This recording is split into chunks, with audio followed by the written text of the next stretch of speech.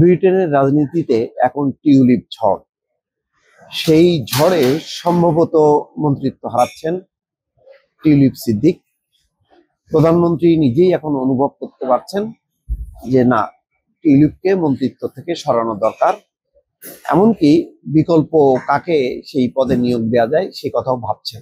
এমন খবর ব্রিটিশ গণমাধ্যম পত্রিকা, বাংলাদেশের বিভিন্ন অনলাইন পত্রিকা সেইটি কোট করে রিপোর্ট করেছে। প্রথম দিকে কিয়ার স্টারমার খুব দৃঢ় চিত্ত ছিলেন যে না, টিউলিপকে সরানো যাবে না এবং তার পাশেই থাকবে। তিনি বিশ্বাস করতেন যে যে সমস্ত খবর প্রকাশিত হচ্ছে তা সত্য নয়। কিন্তু আস্তে আস্তে যেভাবে নানা খবর বের হচ্ছে তাতে দেখা যাচ্ছে যে টিউলিপ সিদ্দিক শেখ পরিবারের সাথে বা শেখ হাসিনার পরিবারের সাথে সম্পৃক্ত। তাদের রাজনীতির একটি অংশ, তাদের ব্যবসা বাণিজ্যের একটি অংশ। এমন অভিযোগ যখন কি সামনে ধীরে ধীরে উঠে আসছে এবং তথ্য প্রমাণ সহকারে বলা হচ্ছে, তখন কিয়ার স্টারমার এখন চিন্তায় পড়েছেন এবং ভাবছেন যে তিনি সরিয়ে দেবেন টিউলিপকে। খবর হলো এই, যুক্তরাজ্যের সিটি মিনিস্টার হিসেবে দায়িত্ব পালন করছেন টিউলিপ সিদ্দিক।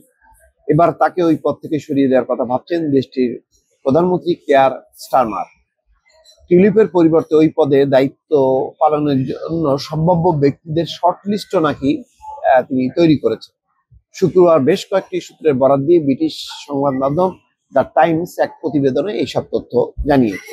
প্রতিবেদনে বলা হয়েছে, বাংলাদেশের সাবেক স্বৈরশাসক শেখ হাসিনার সঙ্গে সম্পর্কের কারণে টিউলিপ সিদ্দিককে তার পদ থেকে পদত্যাগ করতে বাধ্য করা হতে পারে।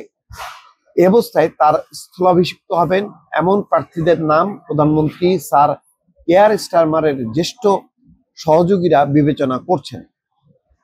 এদিকে গত সোমবার টিউলিপ সিদ্দিক যুক্তরাজ্যের প্রধানমন্ত্রীর মিনিস্টেরিয়াল স্ট্যান্ডার্ডসের ইন্ডিপেন্ডেন্স অ্যাডভাইজারি লাউরি ম্যাগনাসের কাছে নিজের বিরুদ্ধে তদন্তের আহ্বান জানানোর প্রকাশ্য ঘোষণা দেওয়ার আগেই কর্মকর্তারা সম্ভাব্য প্রার্থীদের চিহ্নিত করেন।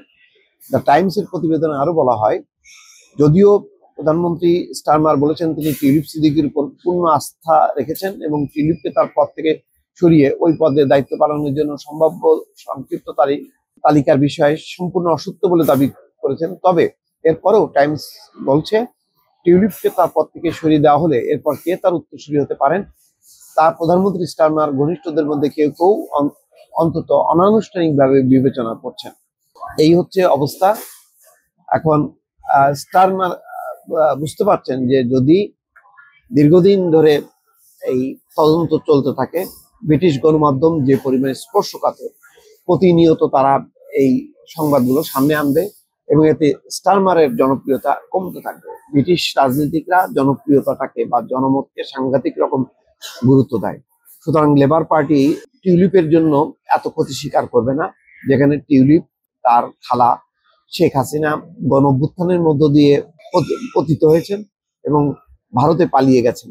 এটা ব্রিটিশ রাজনীতিকরা জানেন, পশ্চিমা সংবাদ মাধ্যম ফলাও করে এই খবরগুলো প্রচার করেছেন।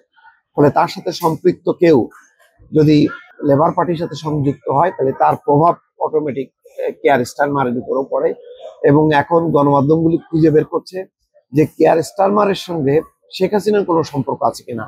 কেন যুক্তরাজ্যের যে লন্ডনের আওয়ামী লীগ শাখার সকল নেতা কর্মীরা কেন ঝাঁপিয়ে পড়েছিল স্টারমারের পক্ষে, কেন তার জন্য তহবিল সংগ্রহ করেছিল, এই বিষয়গুলো এখন আস্তে আস্তে দেখা যাচ্ছে কিয়ার স্টারমার গায়ের উপরে এসে পড়ছে।